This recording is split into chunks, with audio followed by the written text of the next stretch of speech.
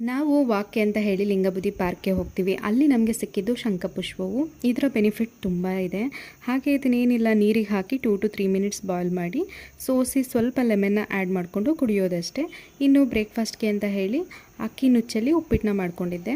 ಹಾಗೆ ನನಗೆ ಈ ಬೆಂಡೆಕಾಯಿ ಅಂದರೆ ಸ್ವಲ್ಪನೂ ಇಷ್ಟ ಆಗಲ್ಲ, ಬಟ್ ಈ ರೀತಿ ಫ್ರೈ ಮಾಡಿ ಖಂಡಿತ ನೀವು ಇಷ್ಟಪಡ್ತಿರ್ತೀರ.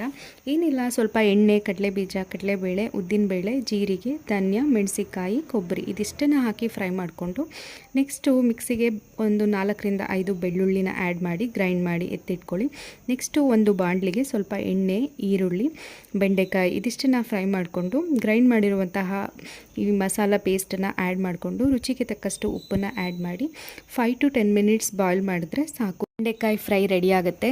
ಇಷ್ಟಪಡದೇ ಇರೋರು ಕೂಡ ಖಂಡಿತ ಇಷ್ಟಪಟ್ಟು ತಿಂತೀರಾ, ಅಷ್ಟು ಚೆನ್ನಾಗಿರುತ್ತೆ. ಯಾಕಂದರೆ ನಾನು ಇದನ್ನು ಟ್ರೈ ಮಾಡಿದ್ಮೇಲೆ ನಾನು ಬೆಂಡೆಕಾಯಿನ ತಿನ್ನೋಕ್ಕೆ ಸ್ಟಾರ್ಟ್ ಮಾಡಿದ್ದೀನಿ. Thank you.